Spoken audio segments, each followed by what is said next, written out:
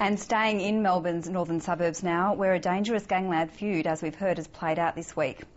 The area has also been home to some young Muslim men convicted of terrorism charges. To counteract so-called radicalisation in the area, the federal government set up a mentoring program, as Danny Morgan reports. Omar Murhi still can't believe it really happened. 6 years ago, he was woken by a phone call in the middle of the night.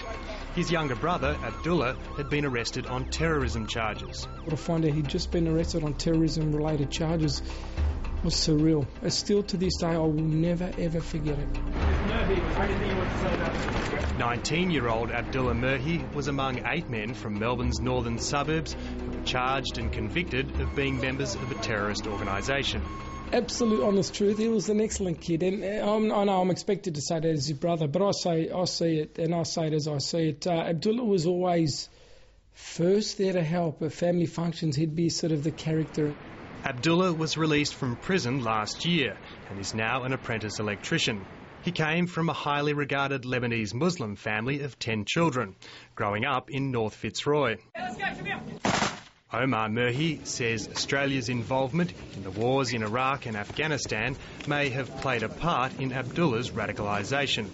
He believes the death of their father in 2004 was a significant factor. I was a bit surprised. He went from happy-go-lucky sort of, out there and being a sort of the clown of the barbecues and the family functions and sort of living it up with his mates in Fitzroy to sort of, just really had a real focus on Islam and started to go in a lot of different classes and it was obvious a religion, and people, it's not right, but people judge a book by its cover. He had the beard, he had the Islamic gown. I thought, geez, none of us are like that.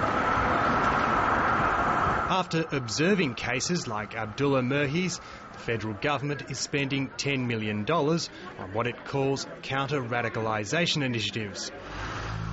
$200,000 of that will go to a youth mentoring program run by the Hume City Council based in Broadmeadows. The Attorney-General, Robert McClellan, visited Broadmeadows in April to discuss the program. It's been given a not-so-subtle title: the Hume Anti-Violent Extremism Youth Project.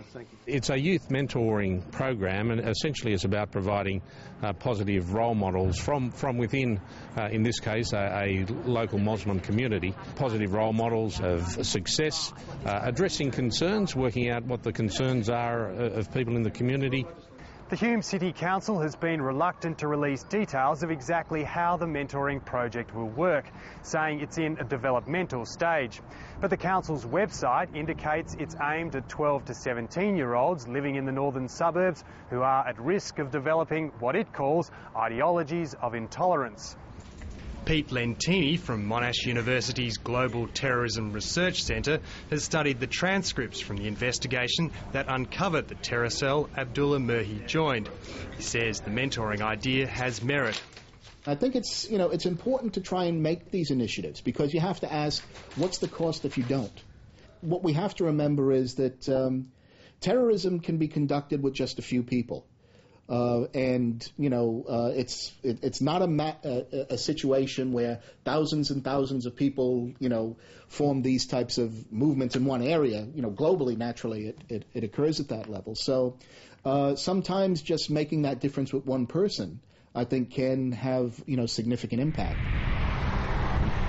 The federal government says Muslim leaders in Melbourne's northern suburbs support the mentoring project, but the clear targeting of Muslim youths has raised eyebrows. Mohammed, you go and do a really good piece of work. You break through, and then at the last minute, it's as if it doesn't matter. You think you've done the hard work. Former federal independent MP Phil Cleary coaches several young Muslim boys in the West Coburg under-18 football team. I engage with Muslim families every day, both through football and life. They're in my home, the children. They're at the football club. We're talking on the boundary. We talk about a whole range of matters. No one thinks that they need a project directed at their boys in this way. The boys in his team are regularly subjected to religious vilification from opponents. They fear the Hume Council's anti-violent extremism project will further entrench suspicion of Muslims. I don't think it's needed. To be honest, you know, the fact that Muslims are labelled terrorists actually gets me very angry, because we're not, you know. Like, I'm not very religious, but I know that the religion says violence is against the religion and everything. You know, just because, okay, we might pray 5 times a day or, you know, have a beard, doesn't mean we're a terrorist. We're just a normal citizens, you know, just born and bred here. And what would we think of doing such stupid acts? Want some froth? Omar Murhi also has misgivings about the targeting of Muslims, but he is keen to see the mentoring project in action. Well, I'd love to see it in effect. Would it have assisted Abdullah before he got arrested? I don't know.